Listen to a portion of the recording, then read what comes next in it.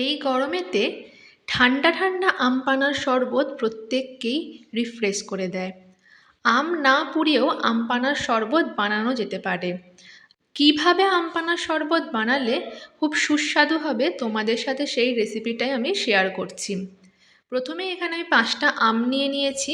তোমরা এর থেকে কম আমও নিতে পারো, তবে আজকে যে আম পানাটা রেডি করব সেটা 1 সপ্তাহ মতন স্টোর করে রেখে দিতে পারবো। ফ্রিজেতে রেখে দেওয়া যায়। প্রথমে আমগুলোর এই অংশটা বাদ দিয়ে দিলাম। এরপরেতে সিদ্ধ করে নেব আমগুলিকে। অল্প একটু জল দিয়ে দিচ্ছি। 5টা আমের জন্য এখানে 1 বাটি 1.5 বাটি মতন জল দিতে হবে। জল দিয়ে আমগুলোকে সিদ্ধ করে নেব। 2টো মতন সিটি দিলেই আমগুলো খুব ভালোভাবে সিদ্ধ হয়ে যাবে আর খোসার থেকে আমগুলো নিজের থেকে বেরিয়ে চলে আসে, তাই খোসা ছাড়ানোর কোনো দরকার নেই। 2টো মতন সিটি দিয়ে যখন হাওয়াটা খুলে যাবে তারপরেই দেখাবো যে আমটা কেমন সিদ্ধ হয়েছে। 2টো সিটি দিয়ে ঢাকনাটি খুলে নিচ্ছি। প্রত্যেকটি আম খুব ভালোভাবে সিদ্ধ হয়ে গেছে। এবার আমগুলোকে বার করে নিচ্ছি একটি ফুটো ফুটো থালার মধ্যে। এবার আমগুলোকে ঠান্ডা করে নিতে হবে। ঠান্ডা হয়ে গেলে আমের খোসাগুলোর থেকে আমগুলোকে বার করে নেব আর খোসার গায়ে থাকা আমের যেটুকু পাল্প সেটুকু পাল্প এইভাবে চামচ মাধ্যমে বার করে নিতে হবে।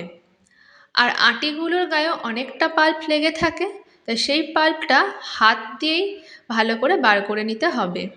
তা প্রত্যেকটি আমের পাল্পগুলো বার করে নিই, তারপরে বাকিটা দেখাবো।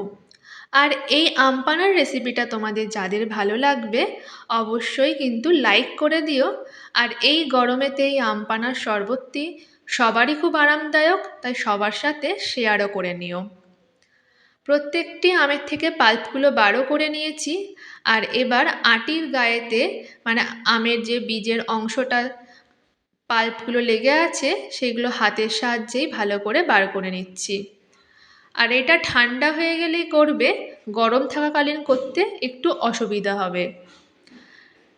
সমস্ত পাল্পটা বার করে নেবার পর এবার মিক্সির বাটির মধ্যে দিয়ে দেব। তারপর মিক্সির মধ্যে একবার ভালো করে পেস্ট করে নিতে হবে। খুব স্মুথ করে পেস্ট করে নিলে এই আম পানাটা আরও সুন্দর হয়। দিয়ে দিচ্ছি পুরো আমের পাল্প, সাথে অল্প একটু জল দিয়েছি। 2 চামচ মতন জল দিলেই হবে। এরপর দিচ্ছি বিট লবণ। বিট লবণ 1 চামচের অল্প দেব। এরপর দিলাম জলজিরা, যেটা 2 চামচ পরিমাণ দিয়ে দিতে হবে। আর সাথে দিয়েছি ভাজা মশলা। ভাজা মশলা 1 চামচ পরিমাণ দিতে হবে। এরপর দিচ্ছি 1/2 কাপ মতন চিনি। এখানে প্রত্যেকটা আমই খুব টক, তাই 1/2 কাপ মতন চিনি দিয়ে দিয়েছি। তবে আম পানাটা বেশ টক টক মিষ্টি মিষ্টি আর সাথে ঝালের স্বাদও থাকবে, যেহেতু এখানে ভাজা মশলাটা দিয়েছি। আর এই ভাজা মশলাটির মধ্যে 1 চামচ জিরে, 1 চামচ ধনে আর শুকনো লঙ্কা 2টো মতন ভালো করে গরম করে নিয়ে পেস্ট করে নিয়েছিলাম, সেই ভাজা মশলাটি এইখানেতে 1 চামচ মতন দিয়ে দিয়েছি।